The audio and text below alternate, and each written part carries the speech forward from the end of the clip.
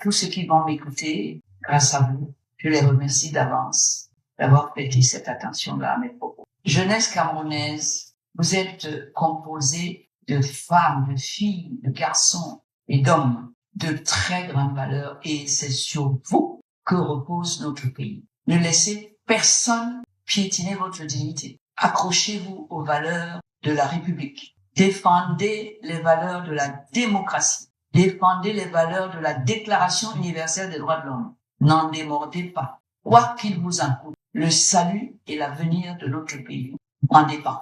Et dans ce combat-là, pour le peu de jours qui me restent, je serai toujours à vos côtés. Et je combattrai avec vous jusqu'au sang, jusqu'à la dernière goutte de mon sang. Les hautes instructions qui les nomment là, c'est rien, c'est zéro pipi de chat. Monsieur Atandandji, retournez à votre place. Respectez le peuple. Enfin. Parce que le peuple est le patron de votre patron. Vous avez entendu le ministre dire que la parole du président est sacrée. C'est une injure, une insulte à la population. Si c'est sacré, c'est au-dessus des lois. Oui. Il est sérieux quand il dit des choses comme ça. Il croit qu'il s'adresse à qui, là? Quand le président Kamto a dit qu'il ne se présente pas, j'ai dit, ce n'est pas la peine. C'est pas mieux. Il a bien fait de ne pas se présenter. Ceux qui se sont présentés, parlons de Cabral. Qu'est-ce que ça a donné pour son parti, pour lui-même, pour la démocratie? Ça a donné quoi? Au moins, on peut dire que le président Kamto est un homme de dignité. On peut pas parler de démocratie aujourd'hui au pays. Et je ne suis pas militant du MRC. J'étais parmi les gens qui étaient contre son arrestation. Il a fait une campagne que personne n'a fait. Il mérite qu'on lui dise, voilà le genre de candidat que nous voulons. Je dis que j'ai voté pour lui. Qu'est-ce qu'il faut faire pour le détacher de cette masse de personnes qui croient en lui? On l'a mis en prison, on a mis d'autres en prison. Le régime du président Biya a ceci, c'est que il n'aime pas les regroupements. Et tous les moyens sont bons pour ça. On utilise l'administration, l'armée, tout ce qu'il faut. Réduire les partis d'opposition en partis départementaux par tous les moyens. Les chefs, les sous-préfets, les préfets, l'armée, le MINAT, tout le monde est réquisitionné pour ça. Mais quand on monte la liste des personnes nommées par décret du président de la République, on voit aussi qu'il y a un regroupement départemental. Les gens qui lui-même nomment sont de la même tribu. Donc, les méthodes du MINAT sont de plus en plus grossières. N'hésite devant rien. Il faut absolument détruire les autres, les ramener. Mais qui est-ce qui perd dans cette relation? C'est notre pays.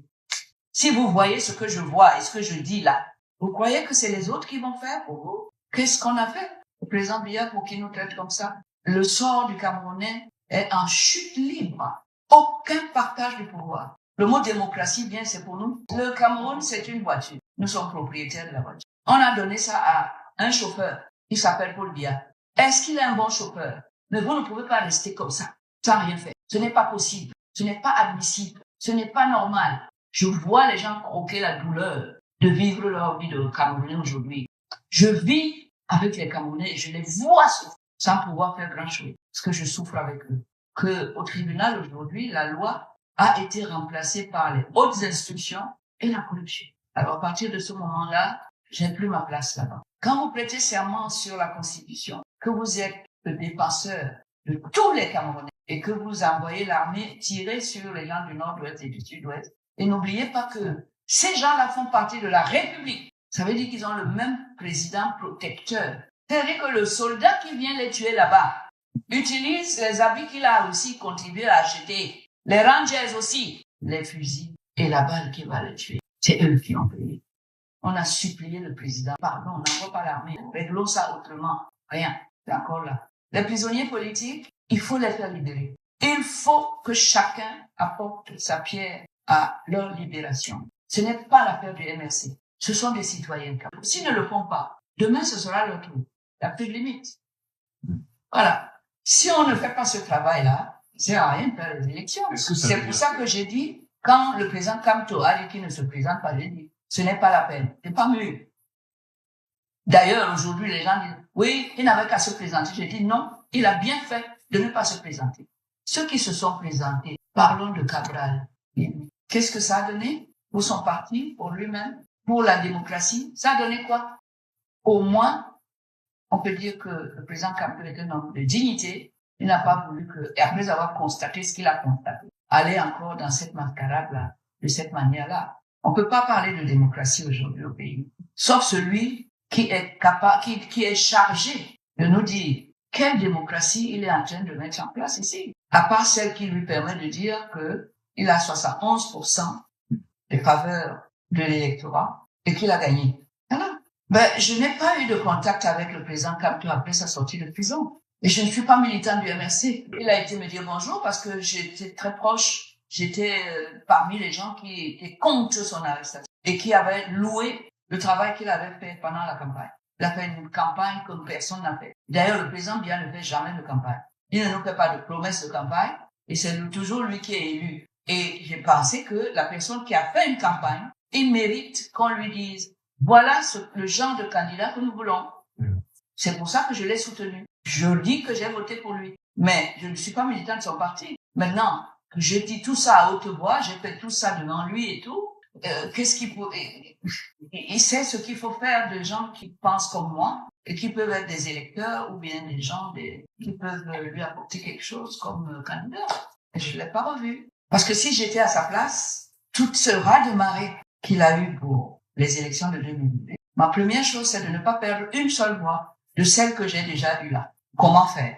Et je fais ce qu'il faut faire. Et maintenant, comment faire pour doubler ça? Et ensuite, comment je sécurise ça? Bon, il fallait d'abord garder ce capital et ensuite le sécuriser pour qu'il soit toujours aux urnes avec toi et pour toi. Sauf qu'en face, on n'a pas des enfants de cœur. Eux aussi. En face, ils ont bien la bourrasque Kamto. Donc, ils ont commencé à s'attaquer à ça. Qu'est-ce qu'il faut faire pour le détacher de cette masse de personnes qui croient en lui? On l'a mis en prison, on a mis d'autres en prison, on a démantelé, on a semé. Vous savez, le régime du président Biya a ceci, c'est que c'est un expert en division. Il n'aime pas les regroupements. Quand il voit que vous êtes regroupés, vous êtes une menace. Ben oui, il divise beaucoup. Tenez, la FECAFOOT, c'est pareil, l'histoire de la FECAFOOT. Vous voulez que j'en parle maintenant? Peut-être plus tard, dans le débat. Ah oui, il faut diviser en permanence. Vous ne regardez pas ce qui se passe dans le PCRM? La 1001 manière de diviser. Quand il voit que vous êtes un groupe, comme il est en baisse de popularité depuis quand même, et ça se voit, eh ben, il faut qu'il divise. Sinon, comment il va justifier que c'est lui qui a gagné? Vous avez fait allusion tout à l'heure à Cabral. Lui, il a pêché à quel niveau? Qui? Cabral. Mais est-ce qu'il a pêché parce qu'il était 3e aux élections? Donc, il est dangereux. Donc, il faut le réduire. On l'a tellement réduit qu'on l'a même sorti de son parti. Quand tu as eu de la chance, on a réduit, on a mis les gens en prison, on arrête les uns, on fait ceci, les autres sont à l'étranger, comme la présidente des femmes de MRC. On condamne tout est là pour éparpiller. Voilà. Mais et tous les moyens sont bons pour ça. On utilise l'administration, l'armée, tout ce qu'il faut. L'armée, la justice, tout. Mais il faut qu'on éclate. Parce que sinon, comment est-ce que le président va justifier qu'il a 71%? Si visiblement, on voit que tout le monde est allé vers X ou Y. C'est pas quoi. Il est mal à l'aise. Donc, il faut commencer à réduire les partis d'opposition en partis des départementaux par tous les moyens. Les chefs, les sous-préfets, les préfets, l'armée, le MINAT, tout le monde est réquisitionné pour ça. Qu'on montre que c'est un parti tribal, il n'y a que le MDPC. Mais quand on montre la liste des personnes nommées par décret du président de la République, on voit aussi qu'il y a un regroupement départemental. Les gens qui lui-même nomment sont de la même tribu, mais ils vous empêchent de faire la même chose. Alors, tout le monde le voit. Est-ce que c'est compliqué? Même si vous êtes aveugle, vous le voyez. Qu'est-ce qu'il faut faire? Rien. Mais frère, nous sommes à un an des prochaines élections pour le pays de Cameroun. Comment est-ce que vous voyez cette élection? Pour le moment, j'ai l'impression qu'elle sera comme les autres, parce que les fondamentaux n'ont pas bougé. C'est-à-dire la machine de fraude, elle est là. L'immixtion intempestive du MINAT pour décourager les futurs concurrents ou rivaux du président Biya qui est de plus en plus invisible. Il faut pas que ça se voit que c'est invisible, qu'il est invisible. Donc on va faire tout pour qu'on ne voit pas qu'il est invisible, mais ça devient de plus en plus difficile.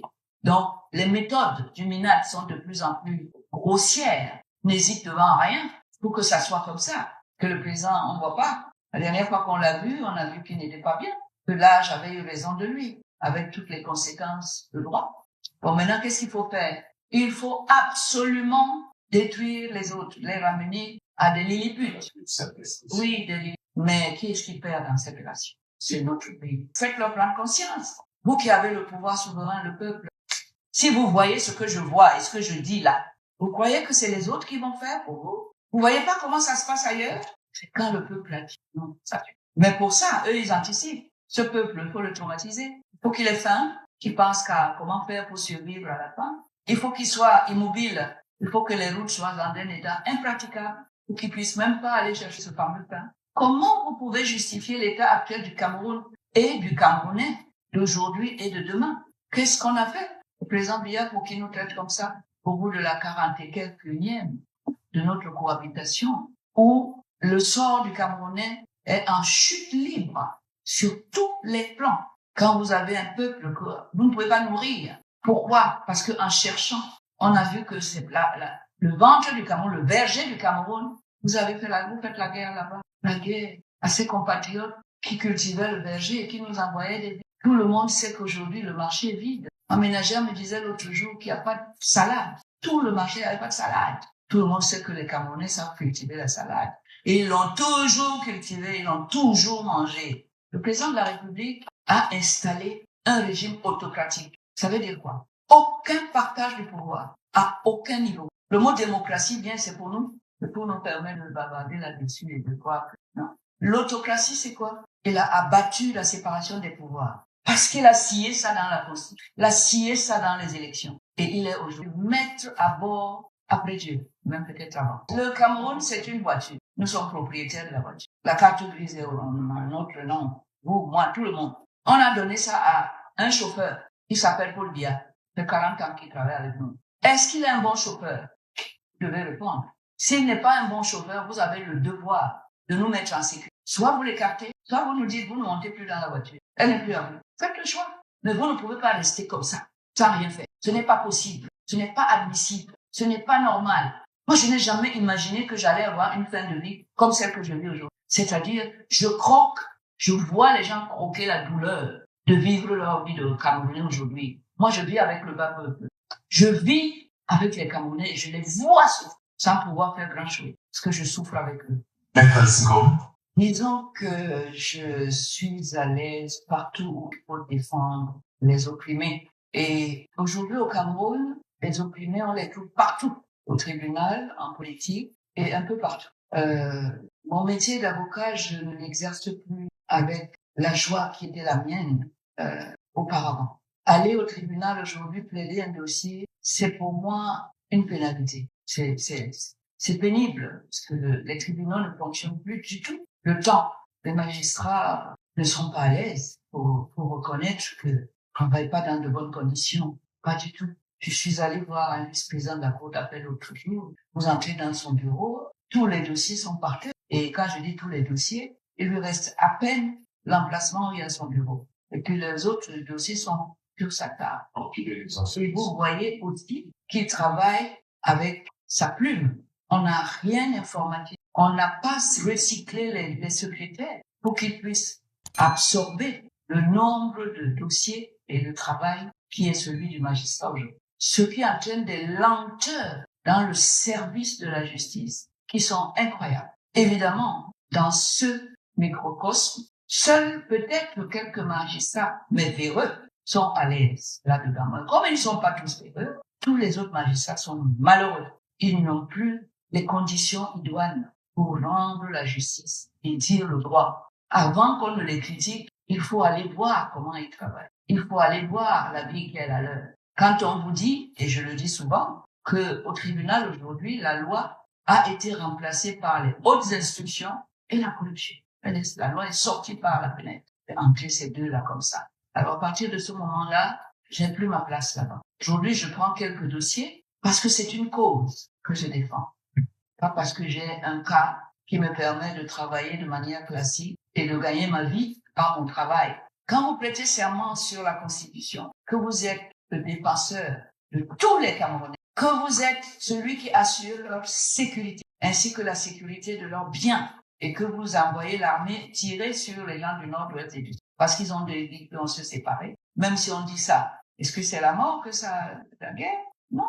Vous ne prenez pas en considération l'intérêt des autres, et même ceux qu'on tue là-bas sont pas forcément séparatistes. Vous voyez, Il y a des choses comme ça qu'on ne peut pas, on peut pas accepter. Ça fait 8 ans. Et n'oubliez pas que ces gens-là font partie de la République. Ils ont la même constitution que vous et moi. Et ça veut dire quoi? Ça veut dire qu'ils ont le même président protecteur, au même niveau que les autres. Pas quelqu'un qui prend leur armée, parce que c'est leur armée aussi. C'est-à-dire que le soldat qui vient les tuer là-bas utilise les habits qu'il a aussi contribué à acheter. Les Rangers aussi. Les fusils et la balle qui va les tuer. C'est eux qui ont. Depuis 8 ans. On a supplié le président. Moi, j'étais à la télé. Quand ça a commencé, j'ai dit, pardon, on n'envoie pas l'armée. Réglons ça autrement. Rien. C'est encore là. Maintenant, nous payons. Parce que même le budget de l'État est affecté par ça. C'est-à-dire, avant de nous envoyer à manger, les écoles, de remplir les hôpitaux de médicaments, il faut d'abord aller envoyer les soldats là-bas. Les prisonniers politiques, il faut les faire libérer. Il faut que chacun apporte sa pierre à leur libération. Ce n'est pas l'affaire du MRC. Ce sont des citoyens quand même. Ils ont droit à une égale protection de leur sécurité, de leur bien, de leur opinion. Ils ont le droit d'être MRC. Leur place n'est pas en prison. Il faut arrêter de confondre la prison, le goulag et je sais trop quoi. Non. Tous les Camerounais doivent, comme un seul homme, dire sortez les prisonniers politiques. S'ils ne le font pas, demain ce sera leur tour. Ah oui, il n'y a plus de limite. Monsieur Paul Atangandji, je pense que peut-être la seule chose que je peux faire, c'est lui rappeler sa place. Contrairement à ceux qui veulent nous faire comprendre, accepter l'inacceptable, les hautes instructions qui les nomment là ne sont pas la loi de la République et ne s'opposent pas à nous, ne sont pas opposables. C'est rien, c'est zéro pipi de chat. Cette République est organisée, il y a des lois. Monsieur Atangandji, mais là, retournez à votre place. La place de ce que le peuple, qui va être appelé bientôt, a nommé encore votre président. Oui, c'est lui, le peuple, qui va nommer le président, qui vous a nommé par décret. Restez à cette place-là. Respectez le peuple. Enfin. Parce que le peuple est le patron de votre patron. C'est une affaire qui ne peut arriver qu'au Cameroun. Nulle part ailleurs. Nulle part ailleurs. De montrer au monde entier le totalitarisme et le régime autocratique qui est à nous. Vous avez entendu le ministre dire que la parole du président est sacrée. C'est une injure, une insulte aux citoyens camerounais. Quelqu'un que nous allons nommer bientôt, que nous avons nommé hier, on nous dit que sa parole est sacrée. Alors qu'il est venu prêter serment devant le peuple. Sacré, c'est au-dessus des lois. Oui, si c'est sacré, c'est au-dessus des lois. Oui, monsieur le professeur, il est sérieux quand il dit des choses comme ça. Il croit qu'il s'adresse à qui là? Non, pour revenir à la raison. Essayez d'arrêter de vous infantiliser en nous infantilisant à ce niveau-là. Arrêtez ça. Moi, je voudrais pouvoir être fier de mon ministre des Sports. Pour le moment, il ne prend pas la voie qui va m'amener à ça. Or, il a le devoir qu'il soit en règle parce qu'il doit nous servir. Il doit servir les spectateurs. Il doit servir les amateurs de football. Il doit servir les joueurs. Il doit être le premier à se dire quel est l'intérêt supérieur du peuple, des citoyens camerounais dans cette histoire de football. Parce que c'est le président de la République qui est chargé de donner cette joie-là, cette possibilité-là à ses citoyens, qui est le football, qui est devenu l'opium du peuple. C'est lui qui doit se dire, ah, je me souviens, quand on a voulu nous enlever la CAN, mon patron est allé chercher qui pour gérer le problème? Il n'est pas allé chercher Moïse Kombi, hein? Il est allé chercher Eto'o. Oui. Et il lui a dit, tu es Camerounais. La République est en danger. On ne peut pas enlever le football au Camerounais. Et moi-même, ça va me coûter cher. Parce que bientôt, je vais me présenter au peuple. Qu'est-ce que je vais leur dire? Tu es un Camerounais. Bats-toi. Fais que la CAN reste ici. C'est le président de la République qui est allé chercher Eto'o. Et toi, la personne qui l'a nommé pour le service, pour servir au peuple. C'est ce que tu as compris à travers les hautes institutions. Tu oublies même l'intérêt de ton patron qui t'a nommé là. Tu es sûr qu'il peut accepter, s'il était encore lucide, hein, parce que là maintenant on se pose des questions. Tu es sûr qu'il est d'accord que tu gardes son marché électoral bientôt en cherchant uniquement à humilier Monsieur Eto'o avec qui on ne sait pas ce que vous avez ensemble. Tu es sûr que c'est l'intérêt de la nation dont le président de la République a la charge et toi, indirectement. Tu es sûr que ces intérêts-là, ça va dans le sens de ce que tu es en train de faire là, sur le football. Attention,